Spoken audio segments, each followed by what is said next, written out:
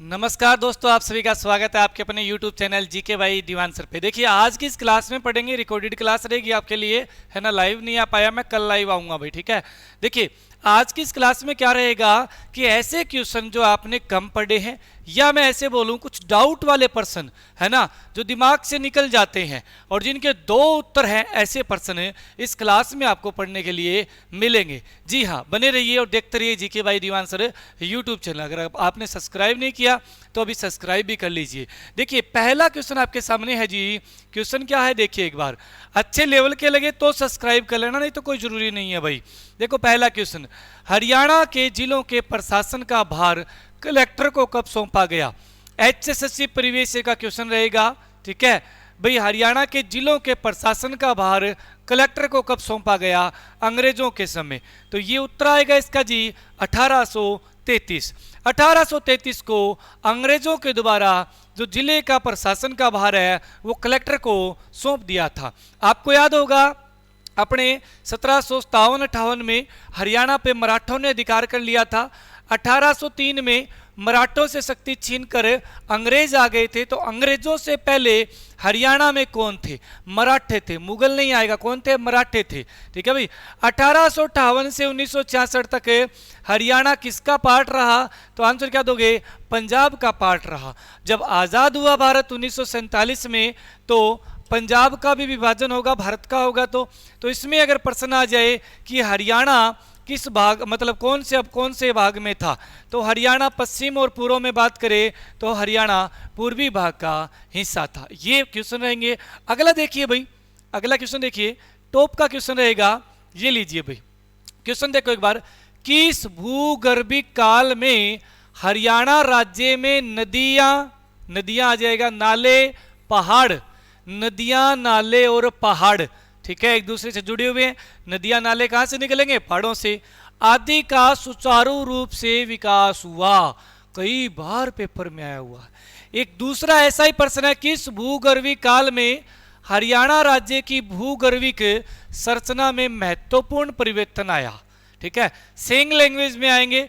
जब नदी नाले और पहाड़ दे दें आपको, नदी नाले और पहाड़, तो आप आंसर क्या करके आओगे?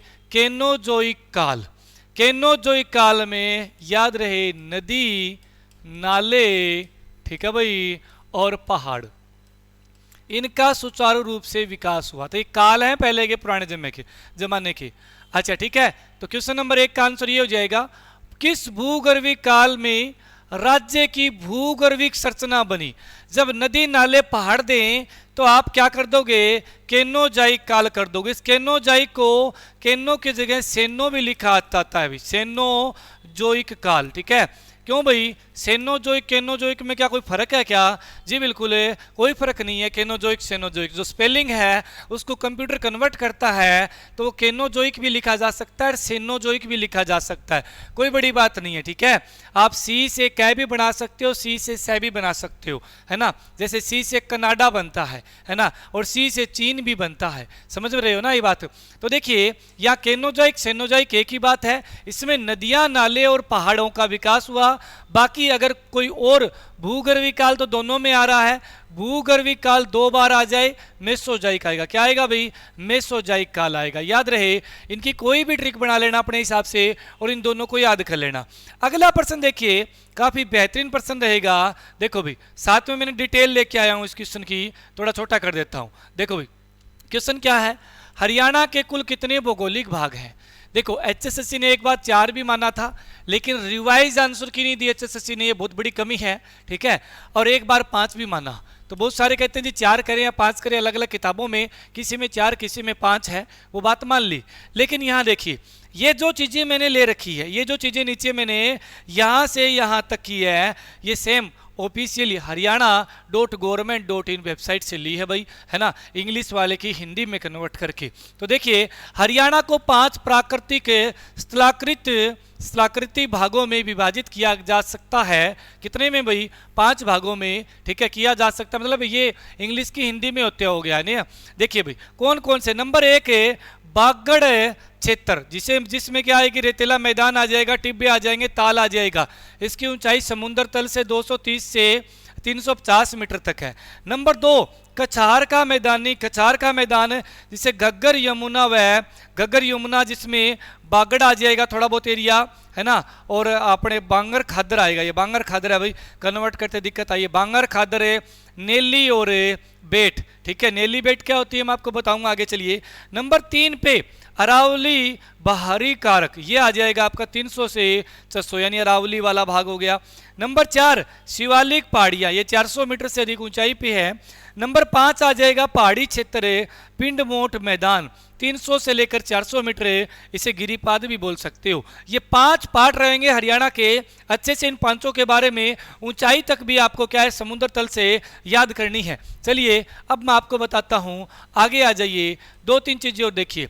बांगर और लहरदार जो रेतीला मैदान है इसके बारे में पढ़ेंगे। देखो भी ये बांगर जो रेतीला मैदान है ना, ये हरियाणा के कहाँ है, ऑफिशियल साइट में सिरसा का वर्णन किया गया है, हिसार का है और भिवानी, ठीक है। तो याद रहे सिरसा बहुत बड़ा जिला है, सबसे बड़ा है ना, हिसार आ जाएगा, मरुस्थल है, ठंडा और गर्म दोनों हिसार ही आते हैं ना भाई। उसके बाद भिवानी है, कुछ एरिया आगे दादरी महेंद्रगढ़ में भी है, लेकिन ये अपने क्या है मेन रूप 3 जिलों में है, सिरसा, हिसार और भिवानी में बागड़ रेतीला, क्योंकि ऑप्शन 4 ही आएंगे, उनमें से एक में नहीं आएगा, सीधी सी बात है। तो कम वाला नहीं आएगा, दादरी दे देगा तो दादरी नहीं हो जाएगा, ठीक है भाई, ये 3 में है। चलिए कछार का मैदान, यह मैदान अंबाला, यमुनानगर, कुरुक्षेत्र, करनाल, कैथल, जींद, सोनीपत, हिसार के उत्तर पूर्वी हिस्से के जिलों में उल्लेखनीय रूप से समतल है। यहाँ तो एरिया में समतल है।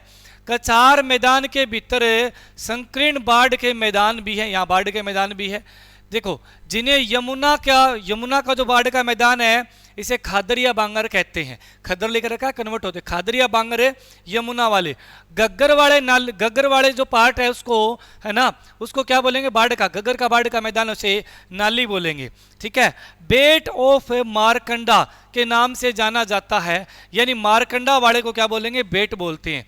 इसके अलावा सोनीपत के समतल और रोहतक जिले के उत्तरी हिस्से में सपाट समतल का एक हिस्सा है, इसको कवर कर लेना भी आप अपने लैंग्वेज में आसानी से, ठीक है। ये मैंने आपको बताया है कि इस तरह है। अब देखिए प्रश्न अगले देखिए, हरियाणा में मारुति सुजुकी की कितनी इकाई है जी, पहले 2 इकाई थी, अब सोनीपत में और बन गई है, 3 इकाई हो चुकी है।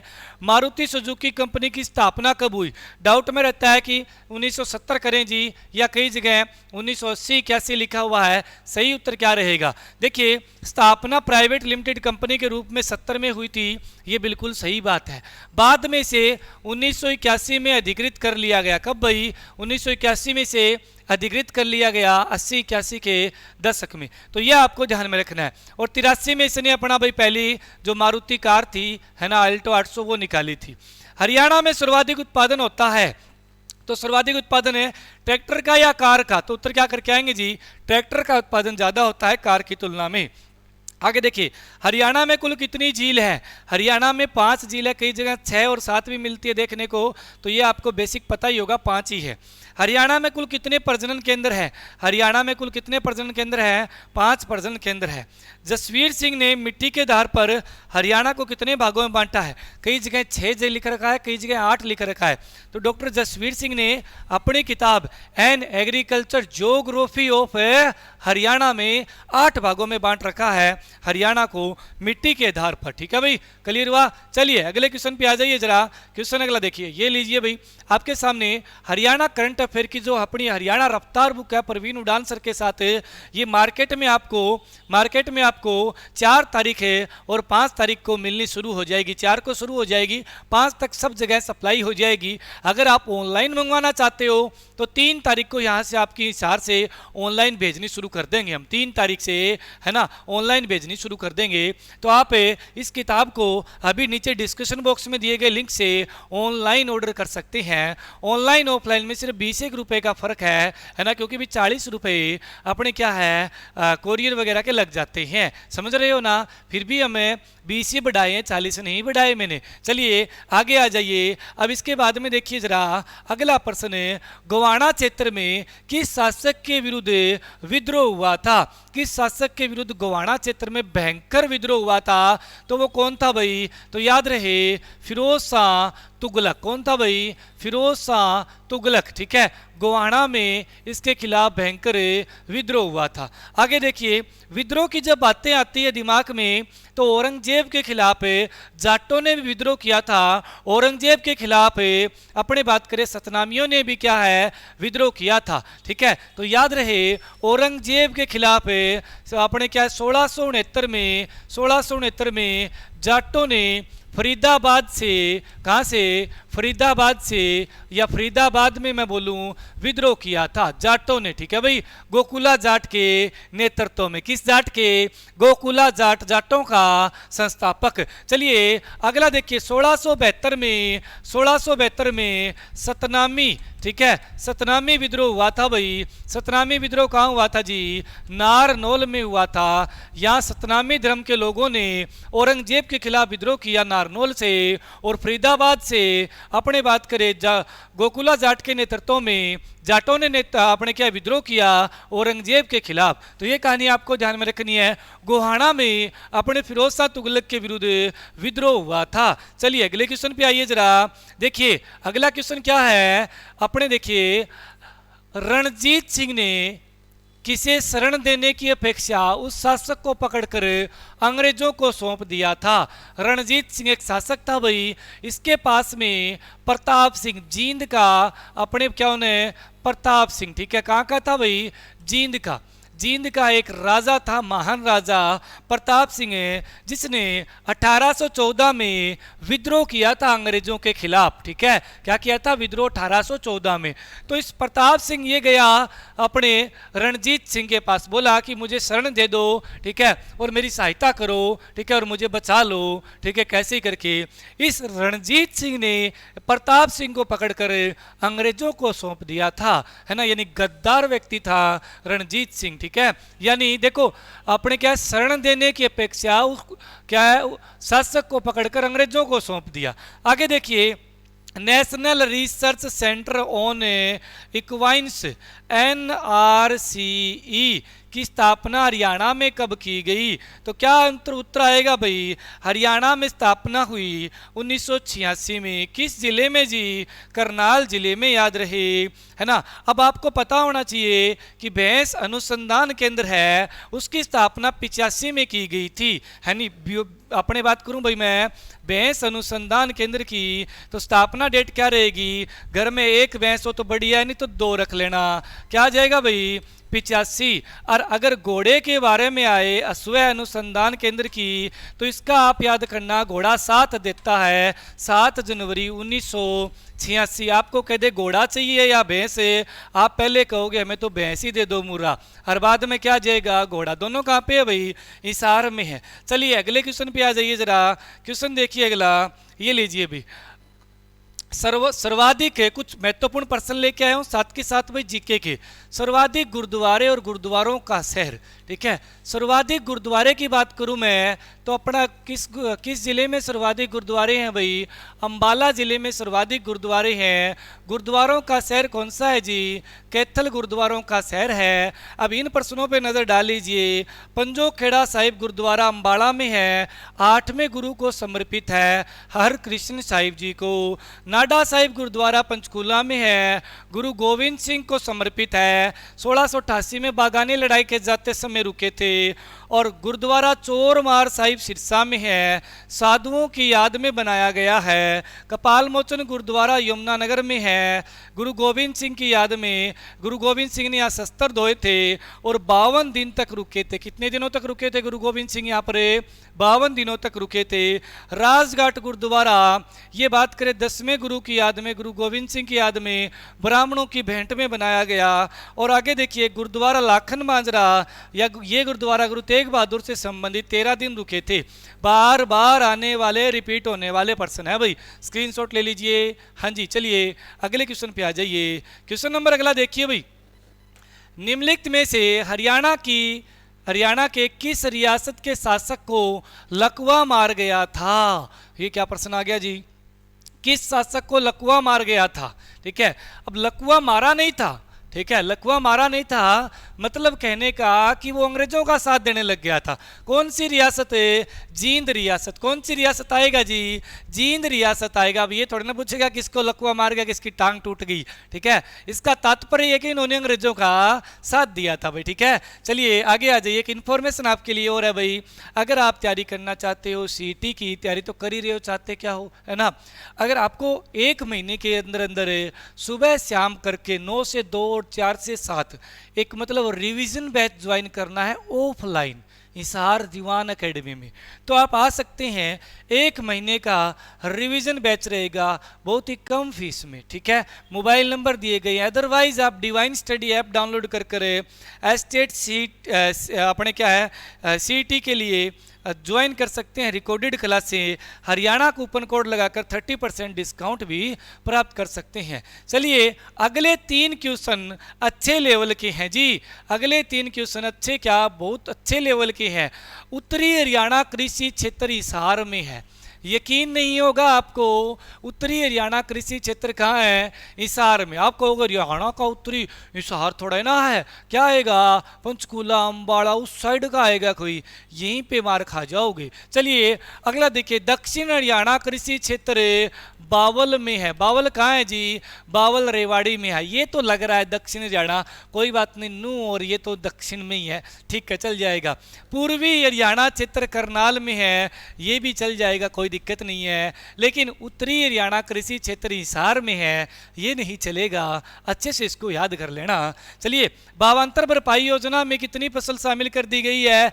21 हो गई है अभी, पहले कितनी थी जी? पहले 19 फसलें थी। भावांतर भरपाई योजना 2017 के लास्ट दिन लॉन्च की गई, तो हम बोल सकते हैं कि 31 दिसंबर 2017। ये ऑप्शन में ना मिले तो अगला एक दिन और ले चलिए आगे, 1 जनवरी 2018। दोनों ही उत्तर सही है, दोनों हो तो 31 दिसंबर 17 बढ़ा करके आ जाना। चलिए हरियाणा में कुल कितनी जेल हैं? हरियाणा में टोटल अब से पहले 16 state jail, 3 central jail, 19 jail थी। अभी मेवात के अंदर एक जेल और बना दी गई है, स्टेट जेल। कुल मिलाकर हरियाणा में 20 जेल हो चुकी है। कितनी जेल हो चुकी है जी? 20 जेल हो चुकी है हरियाणा के अंदर। आगे देखिए, कुरुक्षेत्र में बनाए गए वन महोत्सव। कुरुक्षेत्र में वन महोत्सव बनाया गया, कौन सा जी? 73वां कुरुक्षेत्र में वन महोत्सव। ये क्यों पढ़ा रहा हूँ? करंट है ये तो, ठीक है, करंट है। 71वां आया था, 72वां आया था, 73वां भी आएगा पेपर में, ठीक है, समझ रहे हो, इसलिए करवा रहा हूं ये। आगे देखिए, किस देश में बनाया गया गीता महोत्सव? तो भाई अपने भारत के अंदर गीता महोत्सव बनाया गया, साथ में कनाडा में भी धूमधाम से गीता महोत्सव बनाया गया जी। बिल्कुल, कहाँ पर है? कनाडा देश में। लीजिए, गीता महोत्सव कनाडा में भी बना लिया गया है। अगले क्वेश्चन पे आइए, मुख्यमंत्री विवाह शगुन योजना जी, ये तो पुरानी योजना है। पुरानी योजना है, आपने 31,000 रुपये इसके याद किए थे, वो भी नहीं है। उसके बाद आपने 51,000 रुपये याद किए थे, वो भी नहीं है। अब इसमें 71,000 रुपये कर दिए गए हैं। कितने रुपए? मुख्यमंत्री विवाह शगुन योजना में उन विधवा महिलाओं की लड़की की शादी के पर मिलता है, विधवा महिलाओं की लड़की की शादी पे दिया जाता है भाई, ठीक है, केवल विधवा महिलाओं की लड़की की शादी पर, ठीक है। अभी उसमें 1,80,000 वाली शायद लिमिट की गई है, कुछ ऐसा है, वो आप देख लेना, ठीक है। तो भाई ये 71,000 रुपये कर दिए गए हैं। आगे देखिए, हरियाणा में कुल कितने वायु पतन है? ये वायु पतन बोले तो जी हवाई पट्टी। कितनी हवाई पट्टी है जी हरियाणा में? हरियाणा में 6 हवाई पट्टी है। नाम बता दीजिए जी, ऐसे काम नहीं चलेगा 6 हवाई पट्टी का। लीजिए भाई, अपने पिंजौर हवाई पट्टी नंबर 1, नंबर 2 करनाल हवाई पट्टी। लीजिए, ठीक है, यहाँ तक कोई दिक्कत नहीं हमें। हिसार हवाई पट्टी, यहाँ भी हमें कोई दिक्कत नहीं है। चलिए 4 नंबर पे अपना आ जाएगा कौन सा भाई? भिवानी हवाई पट्टी, यहाँ भी हमें कोई दिक्कत नहीं है। और नंबर 5 पे नारनौल हवाई पट्टी, यहाँ भी कोई दिक्कत नहीं है। छठी कौन सी है? छठी जी अंबाला हवाई पट्टी, ये 6 नंबर पे आ गई। इसका मतलब सिरसा भी तो है, ये तो लड़ाकू हवाई अड्डे है ना, लेकिन लड़ाकू हवाई अड्डा जरूर है, साथ में हवाई पट्टी भी है। जब इसकी वेबसाइट अंबाला एयरपोर्ट पे जाओगे तो वहाँ लिखा हुआ है टेम्परेरी रूप से 1919 में इसे आपने स्थापित किया गया, 1938 में इसे स्थायी रूप से परमानेंट कर दिया गया, मतलब अंबाला एयरपोर्ट को, और 1948 में हवाई पट्टी बना दी गई। लेकिन सिरसा एयरपोर्ट में ऐसा कुछ नहीं है। सिरसा एयरपोर्ट में आपको 1960 में स्थापित मिलेगा, वहाँ पे हवाई पट्टी नहीं मिलेगी, वायु पतन नहीं मिलेगा। ये लीजिए 6 हवाई पट्टी। लड़ाकू हवाई के अड्डे कितने हैं जी? 2 लड़ाकू हवाई अड्डे, 2 कौन से? अंबाला प्लस सिरसा। नया हवाई अड्डा कहाँ बन रहा है? नया हवाई अड्डा बनेगा, प्रस्तावित है, कहाँ पर भाई? महेंद्रगढ़ में। महेंद्रगढ़ में 2 हो जाएंगे, एक नारनौल में, एक महेंद्रगढ़ में। कहाँ पर भाई? महेंद्रगढ़ में, ठीक है, प्रस्तावित है। अगला देखिए, अगले प्रश्नों पे आइए। यहाँ देखो बहुत इंपॉर्टेंट बातें हैं भाई। देखिए, हरियाणा की जेल सत्याग्रही महिलाएं, जेल सत्याग्रही महिलाएं, भिवानी बोर्ड ने 6ठी से 10वीं तक की इतिहास की किताबों में, ठीक है, हरियाणा का इतिहास जोड़ा गया है। उसी में ये चीज़ें, नई चीज़ें देखने को मिली है, और ये अपनी बुक के अंदर भी है, मार्केट में ये बुक अवेलेबल है विद पेज नंबर। यहाँ पे इस पे मेंशन किया गया कि भिवानी बोर्ड की कौन सी किताब में कितने पेज नंबर पे कौन से अध्याय में है। मार्केट से ले सकते हो, डिस्क्रिप्शन बॉक्स से लिंक से भी मंगवा सकते हो इस बुक को। नाम रहेगा हरियाणा हरिकेन, ठीक है। चलिए, जेल सत्याग्रह, कालका से आसफ अली, ये तो जी नॉर्मल बातें में पता है। अंबाला से सुचित्रा कृपलानी पता है। आ जाइए ना, रोहतक से कस्तूरी बाई, अंबाला से भाग देवी और विद्यावती, हिसार से चित्रा देवी, भिवानी से मोहिनी देवी, गुरुग्राम से कमला देवी, सोनीपत से लीलावती। इनको अच्छे से स्क्रीनशॉट ले लीजिए इसका। चलिए, अब अगले बेहतरीन क्वेश्चन 3 लीजिए। बेहतरीन का मतलब जबरदस्त से जबरदस्त। लीजिए, कालका शिमला रेलवे लाइन आपको पता है 1898 में बिछाई गई थी। कब बिछाई गई जी? 1898 में। उत्तर बता दिया, यही प्रश्न है ना। ना ना, आगे देखो, आगे क्या है? लाइन को यूनेस्को विश्व धरोहर में जोड़ा गया। कालका शिमला आगे अपने आ जाए, यूनेस्को धरोहर में कब जोड़ा गया? तो जी ये तो अभी पीछे जोड़ा गया है, 2008 में। उत्तर क्या आएगा जी? 2008। कालका शिमला जो लाइन है उसको अपने यूनेस्को ने विश्व धरोहर में ऐड कर दिया है 2008 में। चलिए, 8 यहाँ है, 8 वहाँ, 8 हो गए इस कालका शिमला से, ठीक है। अगर देखिए, शेख चिल्ली के मकबरे को राष्ट्रीय धरोहर यानी राष्ट्रीय स्मारक के रूप में कब घोषित किया गया?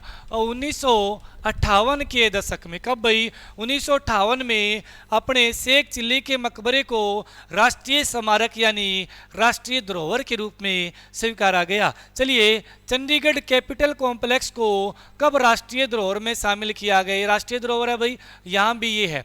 तो भाई चाहे आपका चिल्ली का, शेख चिल्ली का हो या चंडीगढ़ कैपिटल हो, दोनों की क्या रहेगी? 1958 रहेगा। क्लियर हुआ भाई, है ना। अगर आ जाए चंडीगढ़ कैपिटल कॉम्प्लेक्स राष्ट्रीय धरोहर 58 में, चंडीगढ़ कैपिटल कॉम्प्लेक्स अपने आ जाए यूनेस्को की विश्व धरोहर में कब जोड़ा गया? 2016। इसके 2 चीज़ें रहेगी। 2016 में यूनेस्को में जोड़ा गया, और राष्ट्रीय धरोहर आए, राष्ट्रीय धरोहर चाहे आपकी शेख चिल्ली की आए, कैपिटल कॉम्प्लेक्स की, दोनों की 58 है।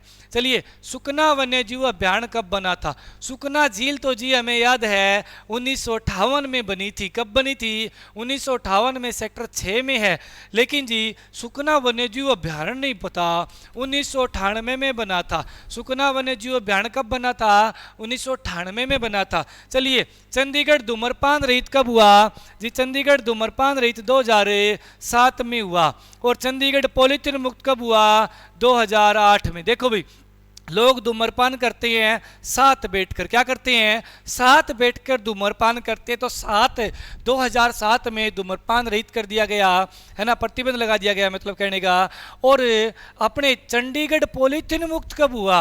पॉलीथीन मुक्त हो जाए तो बताइए, गाय वगैरह जो जो पशु है पॉलीथीन खाएंगे क्या? नहीं खाएंगे, नहीं खाएंगे ना। वायुवर्ण, अपना जो पर्यावरण है वो भी क्या है? साफ सुथरा रहेगा, ठाठ हो जाएंगे जब पॉलीथीन मुक्त हो जाएगा कोई भी शहर। तो ठाठ हो गए मतलब 8 में पॉलीथीन मुक्त हुआ।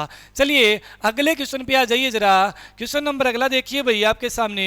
All India State Peoples Congress के गठन 1927 में हुआ था।